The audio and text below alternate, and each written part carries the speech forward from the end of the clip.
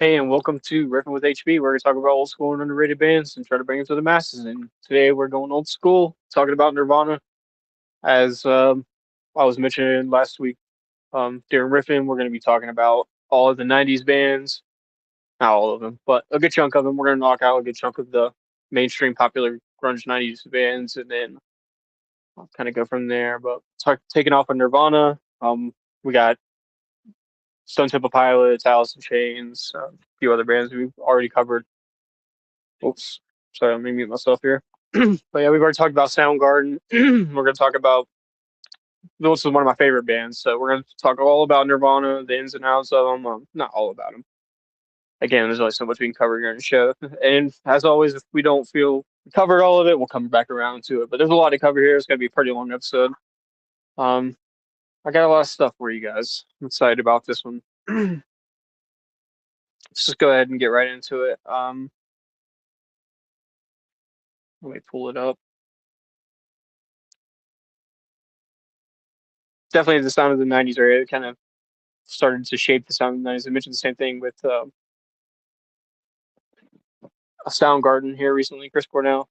But they formed in 1987, founded by the lead singer, obviously Kurt Cobain, bassist Chris Novoselic, and went through a succession of drummers, most notably Chad Channing, before recruiting Dave Grohl in 1990. In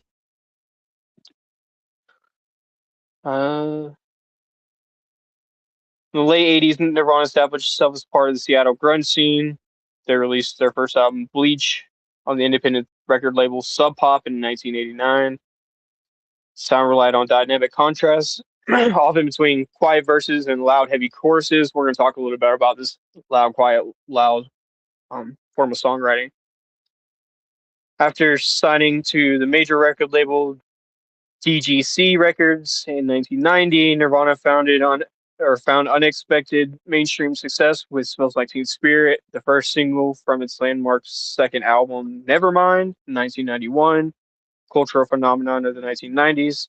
And Nevermind was certified 13 times platinum in the US and is certified with ending the popularity of hair metal. Again, kind of transition from what was in the 80s to what the sound of the 90s became. And there's so much, man. I can just go on and on here. I'm not going to read all these notes on here off of Wikipedia. One of the best selling artists of all time, has sold more than 75 million records worldwide, including certified sales of 60 million in the US. Rolling Stones ranked Nirvana 30th on its list of 100 greatest artists of all time. They were inducted into the Rock and Roll Hall of Fame in 2014. Super late. Their first year of eligibility. In 2023, they received Grammy Lifetime Achievement Award. So, well,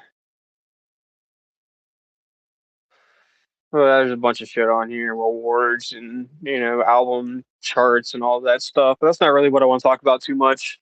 I have some other notes here, some personal notes we'll get into. But 1987, so we're at early 90s, late 80s. A couple of things we are going to talk about: the loud, quiet, loud form of songwriting. We're going to talk a lot about their inspirations and the progression of where Nirvana's music was headed. and a couple of things like that. Um, it's funny enough, we were just talking about the poetry of music with Chris Cornell and Soundgarden, and Nirvana is going to be a lot of the same way. A lot of poetry in his music, especially um, as his songs started to progress, his albums started to progress. Um, Whenever this kind of is actually the inspiration for this show in a roundabout way, because in school I would always sit around and just do this kind of stuff, research the backstories of bands and who they were and where their inspirations were and how they became who they were, you know, their styles, their influences, everything, right? Um, so that's why I like doing this show because it's the same kind of stuff that I always used to do in school, just like researching about the band, like who they were, learning new things, fun facts, stuff you never heard before. Like, wow, it's crazy. I never would have known that that's their influence or that's the way that they approach writing a song or things like that. And this is before I was even writing music, but it definitely ended up influencing my writing style, the way I write songs. And I'll show you some of his handwritten notes of his songs, and it looks just like what I would write on my papers. So it's pretty cool. Um, it definitely taught me how to write music, like the fundamentals of writing a song and the intricacies of writing a song. There's a very popular thing Kurt Cobain does at the end of his songs. He'll repeat himself over and over at the end of a lot of his songs. And if you listen to it and notice what I'm saying, you'll pay attention to it and notice it. But that's kind of something I think about. Like that's an interesting thing to do is like a signature for a song. Like this is something that I do that kind of makes it me and who I am. Or the loud, quiet, loud, or the type of the sound of the guitar and all that. We're gonna talk about all this, man. So um, Kurt Cobain's. Let's talk about what his music would have been like today, and with some of his influences and where he got his sound from. His music today would have likely sounded stripped down organic folk rock and stripped down or stripped back acoustic blues, similar to the quieter moments of In Utero in the MTV Unplugged. Um, Very famous. This is played all over MTV um, in the 90s and in the early thousands as well. Before his death in 1994, Kurt Cobain stated that he wanted to shift away from the loud grunge and progress like the Beatles or REM, aiming to be viewed eventually as a quiet singer-songwriter. Let me play a little clip of him speaking about this. Now that you've put out 3 records and you've had all the success you've had, what would you hope happens now? That we are able to sustain ourselves to put out another really good record and hopefully to progress. I really want to change our style of music, you know. I don't want to turn into a prog rock band, literally, but I want to do something different, really different, you know. And I want to have enough guts to do that. And if it alienates people, that's too bad, you know. But you know, the Beatles went from, not to compare us to the Beatles, but the Beatles and the Rolling Stones and bands like that went from, you know, I Want to Hold Your Hand to Sgt. Pepper's, you know. That was a massive progression, you know. And I just want to experiment.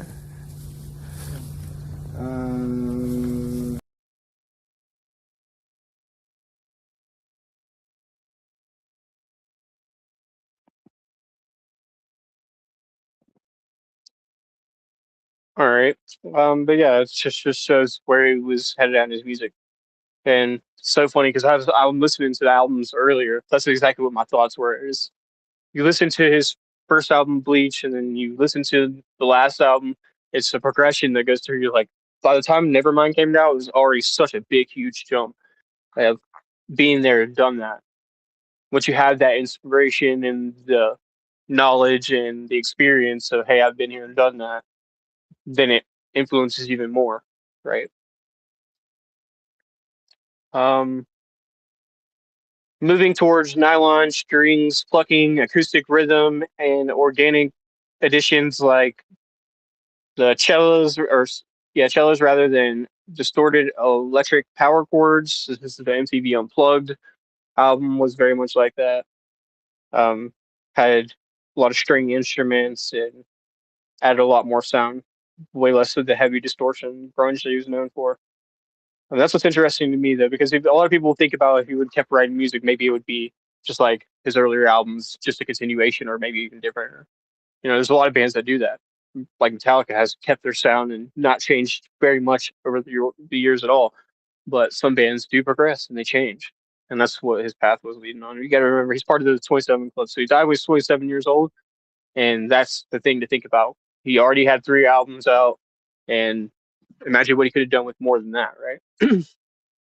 His influences, leaning into heavier classic singer songwriters like Bob Dylan, um, Leonard Cohen, and Johnny Cash, and trading high energy screaming for lowered, weathered, softer vocal melodies. There's a lot of him talking. There's I believe it's Montage of Heck is his documentary where he talks about how his vocal cords are being totally just shredded by performing the way he was performing every single night, playing those heavy songs.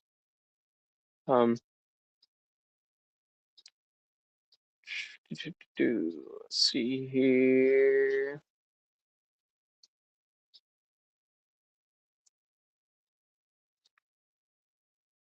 His trajectory would have closely mirrored the path taken by Neil Young, who Cobain deeply admired, and later grunge contemporaries like Chris Cornell and Mark Lanigan. Uh, like Neil Young, Cobain would likely have toggled between raw, noisy, and improvisational garage rock records and completely stripped down acoustic folk albums. And similar to Chris Cornell's songbook era, as we were just talking about this a couple episodes ago, Cobain's voice would have aged into a weathered, gravelly instrument suited for intimate theater tours rather than sports arenas. Because again, you got to imagine he was only 27 years old whenever he died, so super young. His voice would have got more mature as he got older. Much like Mark Lanigan, Cobain would have become a frequent guest vocalist for electronic, indie, and alternative acts, lending his distinct gravel to unexpected genres. Um, he was already moving away from. This is talking about. We're going to speak a little about his guitar tunings and his sound. He was already moving away from the high-end gain Fender Mustangs and Jag Stains toward a step up that favored warmer, older, and more resonant tones. His open tunings, transitioning from the standard E flat tuning of In Utero to open tunings like Open D or Open G, allowed for simpler, droning acoustic finger picking. Um, Relying heavily on his rare 1959 Martin D18E, which is the acoustic guitar that he played during the Unplugged acoustic set. It's an acoustic electric guitar running it clean or through a low wattage vintage tube amplifiers for a warm, slightly dirty edge. Um, Swapping his aggressive Boss GS2 turbo distortion for an electro harmonics big muff pedals for subtle tape delays and tape echo units to create eerie atmospheric soundscapes. So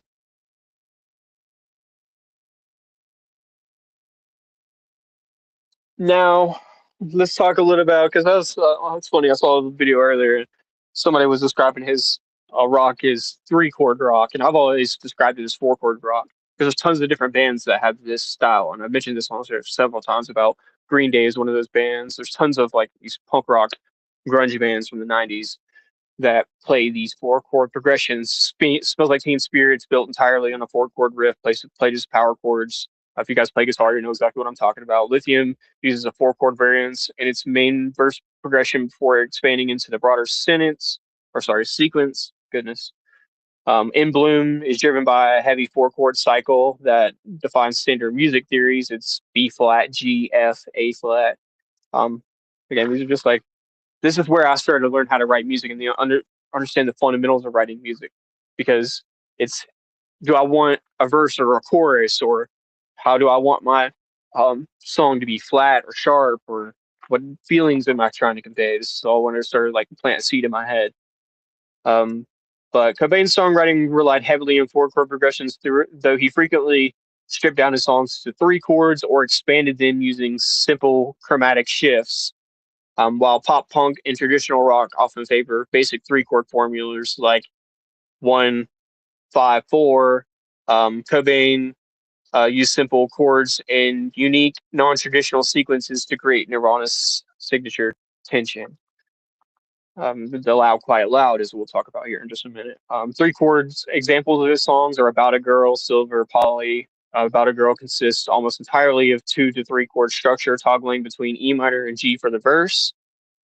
Silver relies on dead simple 3 chord bass line progression C F A repeated throughout the song. Polly is a 4 chord acoustic drive, but drops into a 3 simple chord spacing during transitions. So it's a little bit of both. Why his chords sounding different is just a cool little trick, especially if you guys are musicians here. If you're not, just bear with me through the technical stuff here. Mixing major and minor chords from outside the song's natural key to create melody, mood, and unsettling sound. Playing on the root note and the fifth with his power chords, eliminating the third note that defines a chord as strictly major or minor. Again, it gives it a feel, either brighter or darker tone, depending on where you place your finger on the note.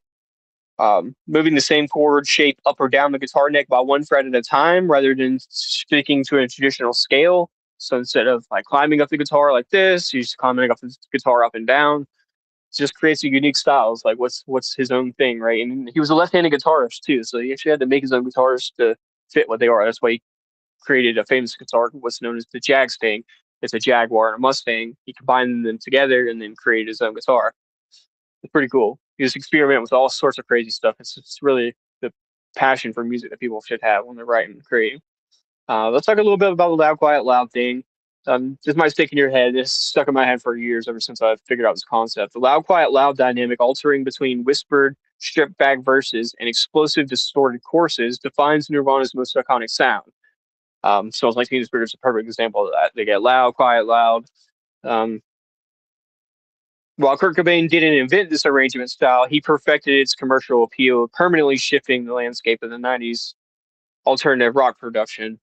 And um, not only did he perfect it, but he practiced writing these kind of things and practicing with um, is loud, quiet, loud going to work better than just writing a soft song? Or is it going to work better just to write a loud song? He was experimenting and trying all these different things. And it created the sound of the 90s ultimately. And you got to think, I mentioned this before as well. Oh, sorry, somebody's driving by, but um, sorry, I totally lost my train of thought here.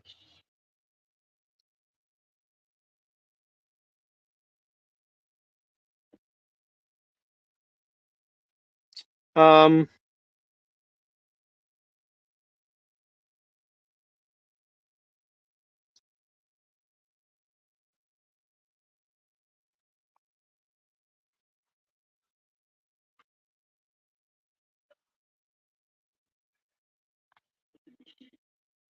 Hold on, you guys give me just a second here if you don't mind.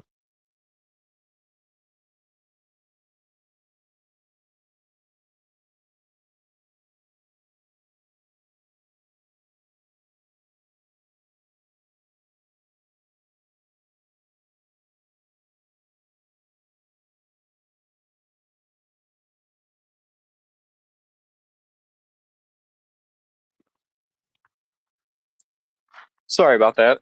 Totally lost my train of thought. um, Anyway, let me just read where I was at. The loud, quiet, loud dynamic alternating between whispered, stripped back verses and Nirvana's explosive, distorted choruses rather, defines Nirvana's most iconic sound. While Kurt Cobain did not invent this arrangement style, because other people had invented it. Maybe we'll look into that in a second, who actually invented that style first. It'd be cool to look at. Um, he perfected its commercial appeal, permanently shifting the landscape of the 1990s alternative rock production. And he was constantly experimenting with writing pop style melodies in the style of rock and roll to make them kind of who they are, what they are. But the point that I was going to make here, speaking on the 90s alternative rock production, whenever they were making this music, they weren't making this music for the 90s, to be the 90s. They were just making this music and then ended up becoming the sound of the 90s, just like what's happening today. We're not making the music for today's age. We're just kind of writing music. Well, maybe some people are anyway, but and during that time period, definitely wasn't the case. They were just, creating this new sound. They're picking up off the generation before them and just leading it into where they were going. Super nice. Um, the quiet verse, driven by simple repeating bass line, minimal drumming, often just a steady hi hat or rim click, and heavily clean or modulated guitar chords like watery chorus effect on "Come as You Are." How it has that kind of wave effect. Um, and the pre-chorus build again. This is like shows you how. I think it was the interview with the guy from Smashing Pumpkins where he was talking about this with Kurt Cobain. Like a lot of people wanted to think that he was just like a drug addict and you get on stage and roll out of bed and write a song, but it's really a lot of thought and inspiration and time and knowledge and looking at what other people have and saying how can I take this and build upon this. Like that goes into it. This is a perfect example of what I'm trying to make a point of here. The pre-chorus build serving as the structural hinge where Cobain would repeat a single phrase or begin strumming, muting to mutingly to a single impending explosion. So this is what I was just talking about with him repeating the phrases at the end of the song, but for the pre-chorus.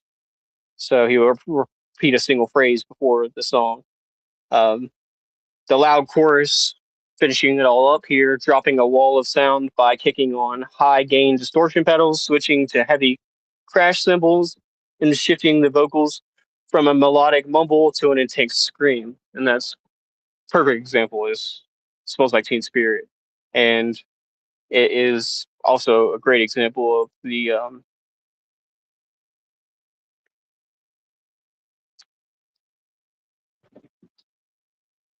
four chord progression. So Smells Like Teen Spirit is the ultimate blueprint where the clean, isolated four chord guitar intro gives way to a massive full band blast and drops down to just bass and drums for the verse. Well, not just bass and drums, it's actually a little bit of guitar in there, but it's pretty simple, right? And then it explodes again for the chorus.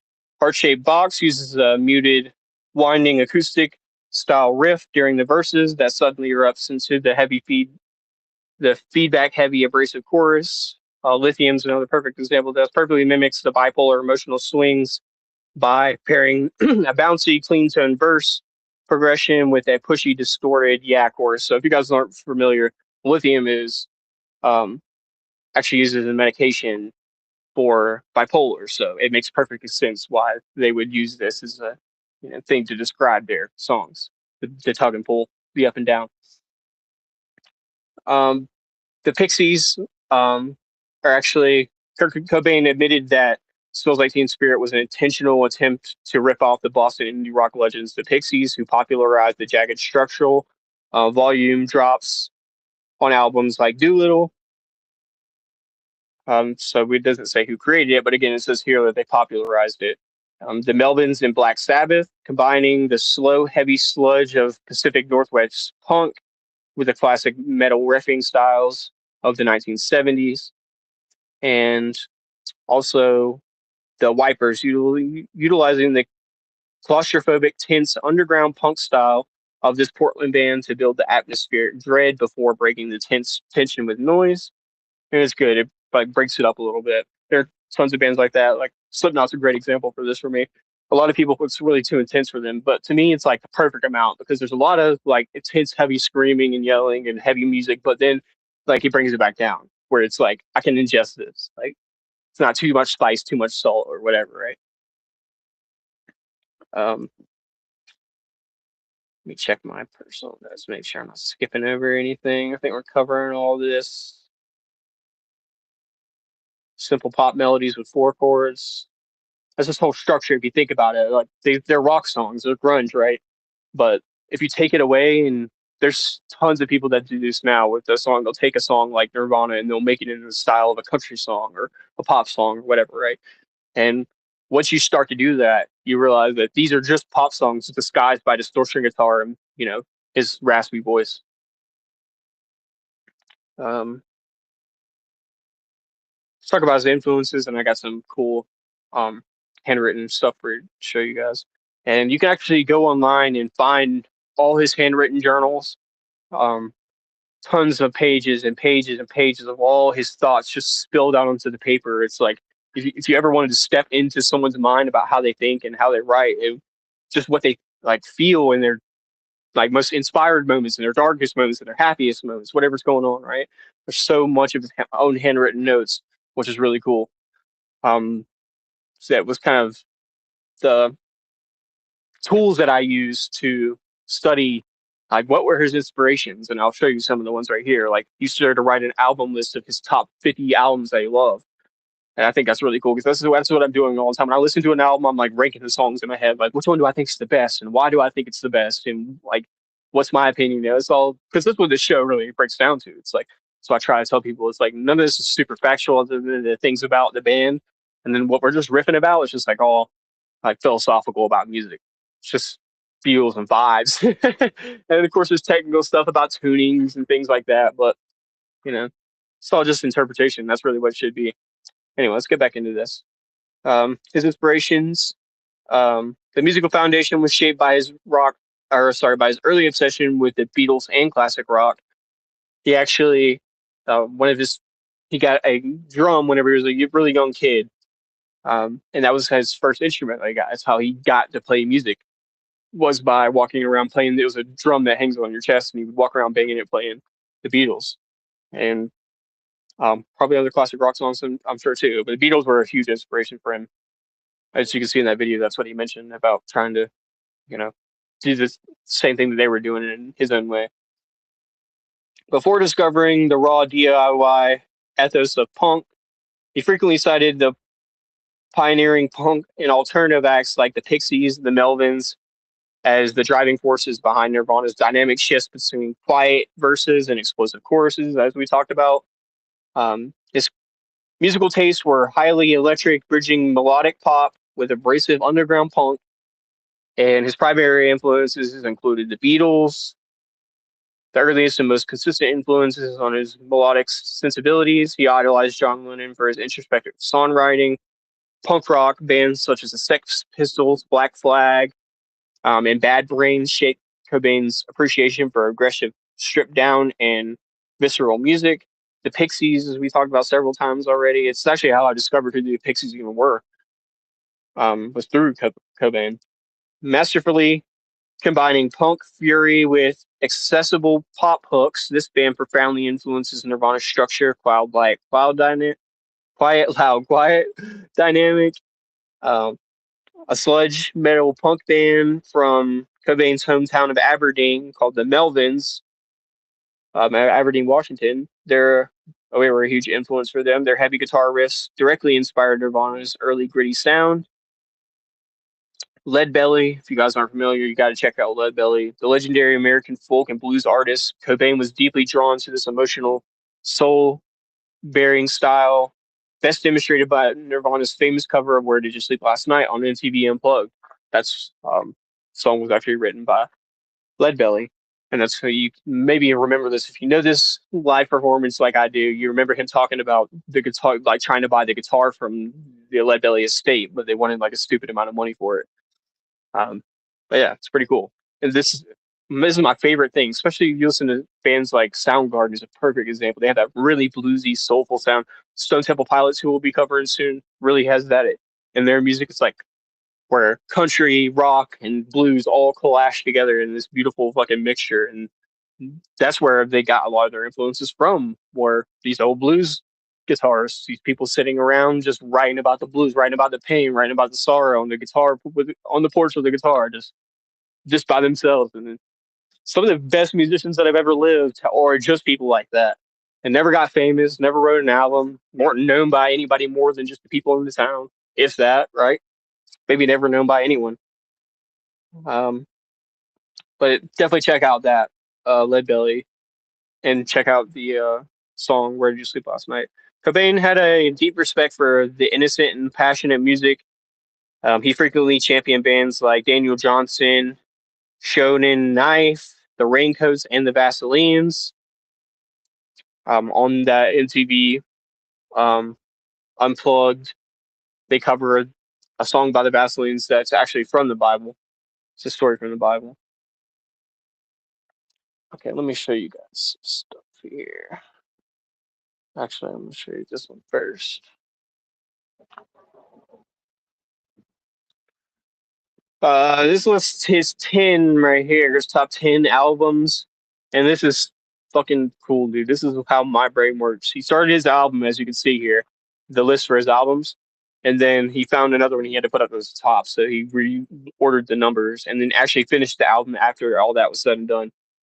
Um, but I digress. Vaseline's were number one on the list. Um, a Scratch Acid, the first EP, Breeders, Pod, Pixies, Surfer, Rosa, the Butthole Surfers. That's actually how I discovered this band. You guys are probably familiar with.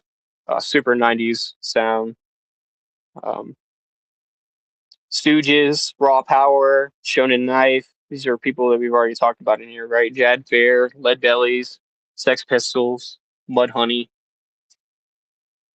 And then this is where the list kind of progressed to 50 bands, top 50 bands by Nirvana. That's pretty cool. It's funny. I'm not going to go through all these. Again, a lot of them are the same. Some of them are different. And they've added tons more in here. David Bowie's even mentioned on here. It's so crazy to me and funny that bands like David Bowie are the ones who inspire Nirvana. And I wonder what he thinks about it and feels about it. For so many of these people. Sonic Youth, Black Flag. Yeah, good stuff. All right. This right here, this could look like a page out of my songbook. Like this is the type of book that I use to write my songs in. I always write my songs on paper when I'm writing them. This is the notebook that I use. This is the way that I write my songs, scratching through, and like I'll do a couple of these rough drafts, and I'll finally get my nice one all finally done. You can notice here that this is not the original lyrics to "Smells Like Teen Spirit," and that's because the lyrics changed. They came totally different. It says, "Come out and play, make up the rules, have lots of fun. We know we'll lose." So it's totally different than the original um, song. Though there's one little part right here that says "always will until the end." That's always obviously in the real song, but the very first part's totally changed. And then you can see the chorus here is still the original chorus. Load up on guns and bring your friends. Um, but even then, it's still totally different. You take off your clothes and I'll see you in court. It's totally different. It's just a totally different song.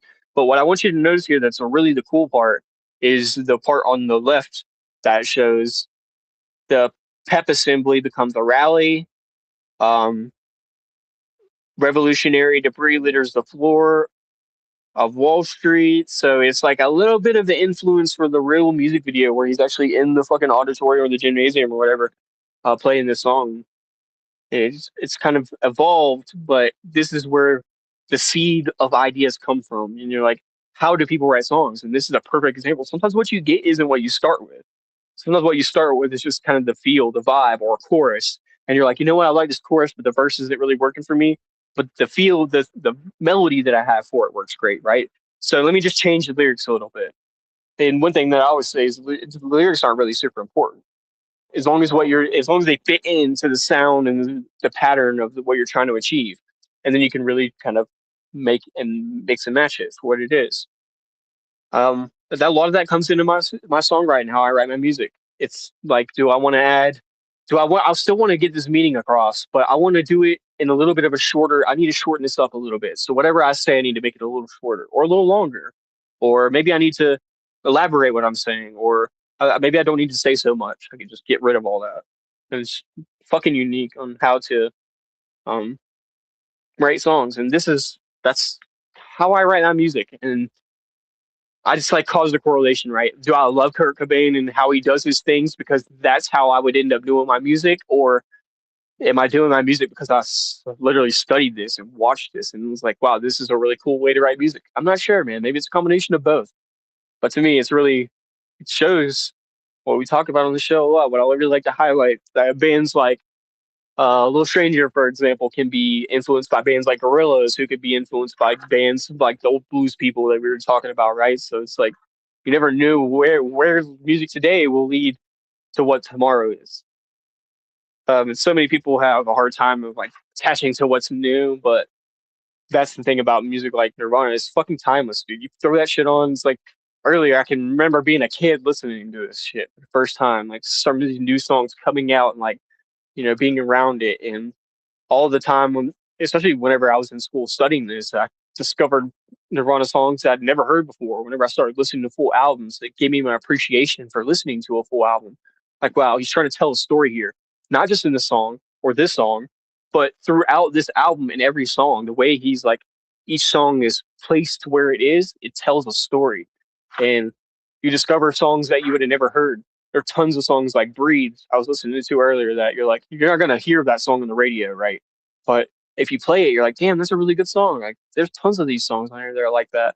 And that inspired me to want to go listen to full Soundgarden albums or listen to the Blizzard of Oz album and go, damn, wow, this is really cool. Like, I get what people are saying. Like, I can, you know, rediscover this music. It's timeless and it takes me back to that era of the feel and the vibe and everything. It's something I say so often to a lot of artists, but listening to Kurt Cobain, I'm like, no one's doing shit like this anymore, dude. Like, there are tons of people who have come and gone in the music industry or just tons of garage bands for that matter who swear that I'm Kurt Cobain, I play just like Kurt Cobain, I can do what he can do. It's like no one was doing what that guy was doing, man. Maybe you have a style similar or maybe you copied his style to be like that, but no one's doing that kind of stuff, especially today in today's age. Like, it's different music today. um Even whenever I made music, whenever I was a kid, I thought that Nirvana is the kind of music that I would be writing. And maybe, I will end up writing a Nirvana song, but I have yet to do that.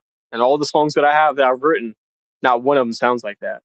So it's just funny how what you think will be never really is. Because Nirvana's my influence. So the fact that I would sound like them isn't necessarily true, even though that is the case for a lot of bands and a lot of musicians. Let me make sure I'm not missing anything here. I do want to go back over a couple things. We'll see who was the first person to come up with the loud, quiet, loud. And I also would like to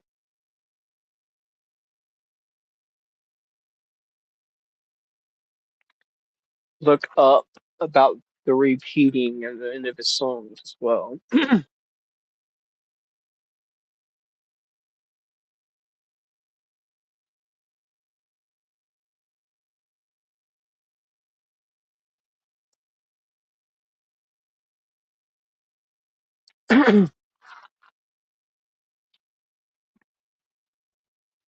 Nirvana frequently ended songs by repeating a single word, phrase, or vocal tick until it blurs into a raw instrument or fades into noise.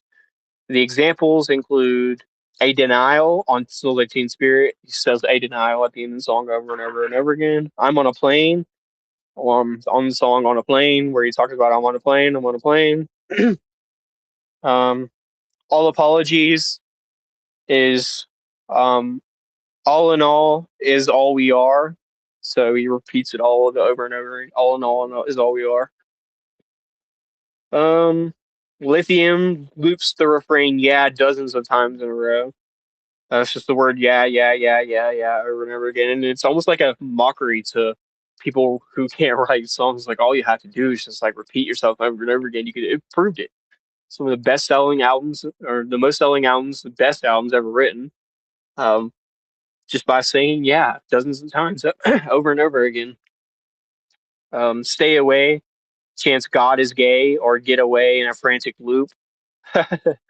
um, Repeating a line from a specific number of times, often an 8+1 bar structure, helps build the tension before hitting the final downbeat rather than it just being open. Um,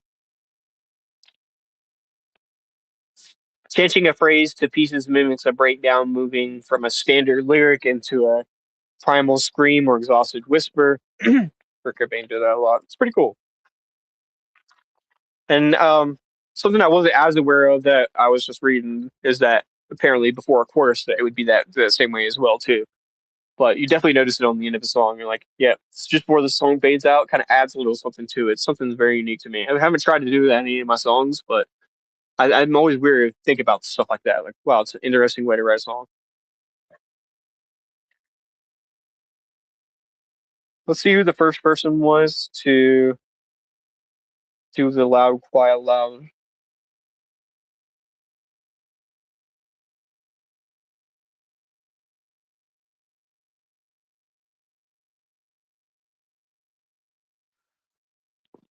All right. Obviously, it says the Pixies here were widely credited as the first alternative rock band to popularize and define the sound as the loud, quiet, loud dynamic, characterized by soft verses exploding into loud, aggressive choruses.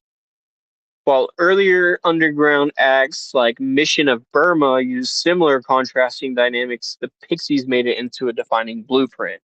And then obviously Kurt Cobain looked at this and was like, wow, it's a unique way to write a song and fucking picked up on it. The Pixies obviously formed in Boston in 1986, and they used sudden volume shifts on albums like Surfer Rosa, as we mentioned, and Doolittle.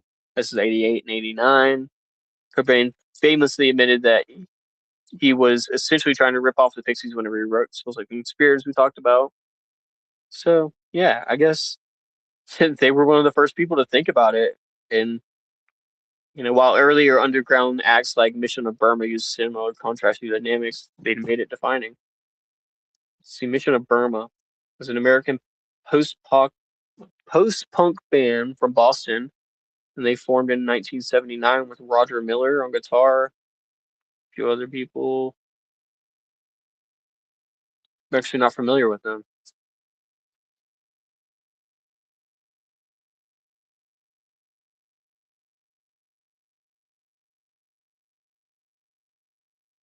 Numerous bands have listed City of Burma as an influence.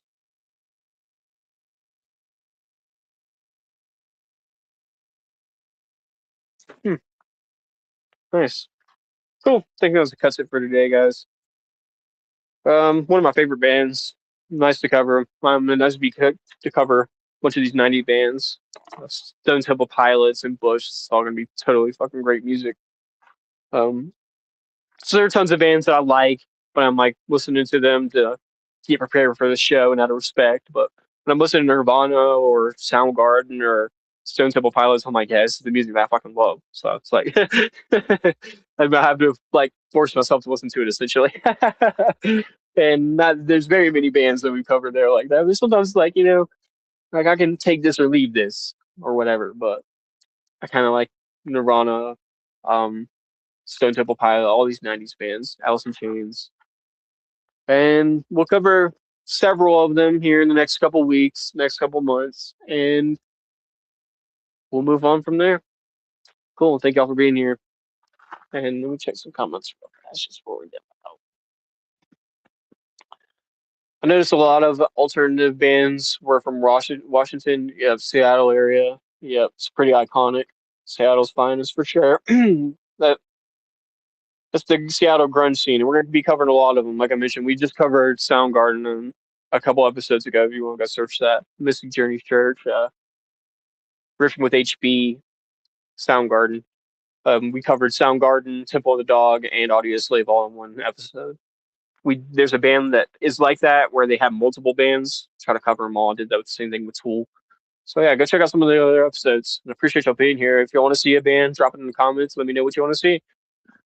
We have a huge list, at least a year's worth of bands already. So I just been kind of mixing them up, shifting them where I feel fit, and it seems really appropriate to kind of cover a bunch of '90s bands after we were covering um, Chris Cornell. Uh, and as per usual, if a artist passed away recently, we've had several artists that have passed away. Most recently being Oliver Tree. We'll try to shove them in there. So if there ends up being an artist passing away that we feel like we need to cover, we'll go ahead and put them in the mix. But other than that, yeah, I hope you guys have a great night as well. Thank you. Bye, everyone.